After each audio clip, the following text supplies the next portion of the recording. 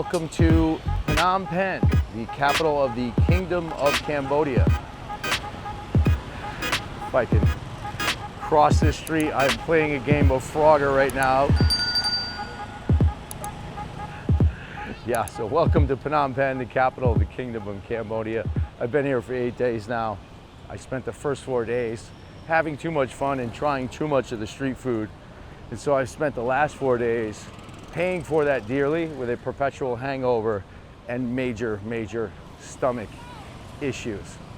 And I'm letting my stomach heal itself naturally without the antibiotics, so that when I do return to Phnom Penh and to Cambodia, which I'm sure I will, I'm a little bit immune to the bacteria in the water. So I came here on a visa run. I've been living in Saigon on 90-day visas. And this time I rode my motorcycle across the land border.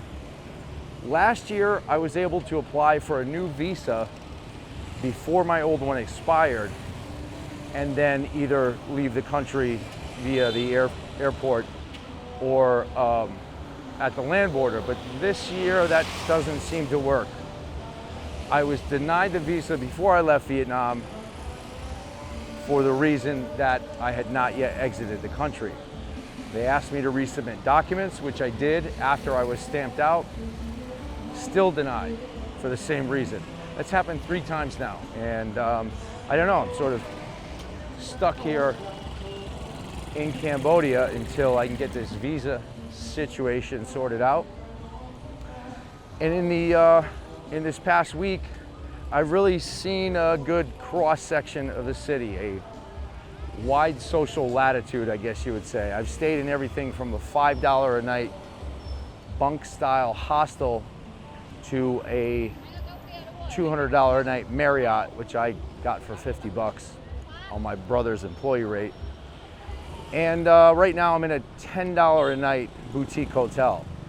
10 to 15 bucks is what you should expect to spend per night to stay here in a reasonably comfortable place. You know, if you're out most of the time anyway, you just want a nice safe place that's clean with AC. And the place is right nearby. You know, we're right on the riverfront here. Also, I gotta point out the wealth disparity in Cambodia. Look at this asshole. I mean, like, everyone else is driving a tuk-tuk or a motorbike. It's not enough for the wealthy guy to buy like an S-Class Mercedes. He's got to get a baby blue Rolls Royce. What a dick. There are a lot of those here. Food-wise, I've been spending like $3 to $4 a meal and getting some really great food, like a nice plate of rice. They usually throw an egg on the rice, chicken or pork or beef with a salad or a soup. So a reasonably affordable place as Southeast Asia goes, and fairly modern. Their internet could use some work. The economy's a little shaky. It seems to be held up by the Chinese money coming in to build casinos and gamble in them. Other than that, not really sure what goes on here economically. But I'm sure that I will return, given that it was like a 5-hour motorcycle drive away from Saigon, and it's a fun city to visit. It's full of expats. I've been bumping into friends from Saigon who are here, and it's a pretty popular place. So I did do some very cool things. I've been working a lot, and I haven't had time to cut many of the videos I've been shooting. My top 10 series of top 10 things to do in Saigon series, I still have 6 of those videos to cut together. A whole handful of videos from my motorcycle trip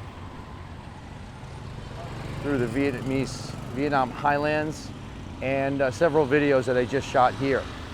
And I'll throw up some of the B-roll, but I haven't had much time to edit those videos because I've been working my real job. My YouTube channel does not make any money yet, so until I figure that out or abandon it altogether, I still have to work. And so all of my editing time goes into my job, and I'm just too exhausted to cut some of these videos. at the rapid pace that YouTube would like me to. So anyway, I'll throw up some of the B-roll from some of the stuff that I've done here. The first thing being my friend Umar was here last weekend, and it was also his first time really being in Cambodia. So we took some tours. We did a tour of the Royal Palace, which is right nearby.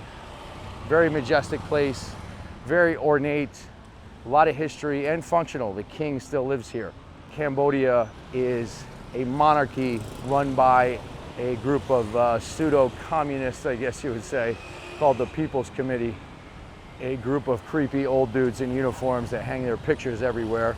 But the palace is still like a functional palace, which is kind of cool. And we did a street food tour and tried everything from traditional Khmer cuisine to what our tour guide called Cambodian KFC, fried frog's legs like chicken wings. Umar and I also went to a white linen fine dining place called Malice. That was pretty spendy, very fancy, but a very good version of white linen, artistically plated traditional Khmer cuisine. And that was pretty cool. The last thing I did this morning is I went to the Choyung Ek Museum or monument. It's the site of one of the killing fields here in Cambodia. From 1975 to 1979, the country was overthrown by a guy named Pol Pot and his Khmer Rouge.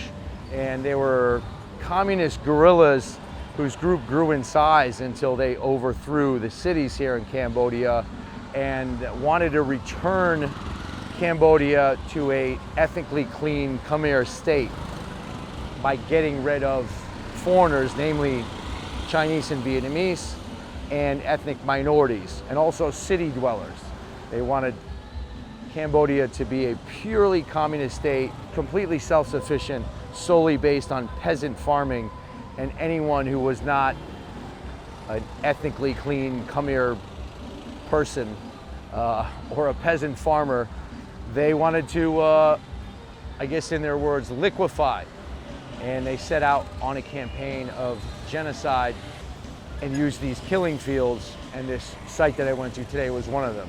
In total, there were like between 1.5 and 3 million people killed in this genocide, 17,000 at this site. There are 5,000 human skulls in a giant spirit house, and quite a place. I thought I would have been saddened more by the visit to this museum, although I got back and turned on the TV and there's a genocide still going on by Israel in Palestine, so I guess the world never learns.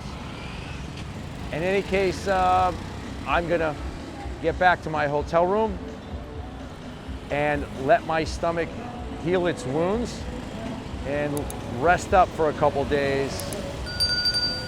So stay tuned, and I will see you in the next video.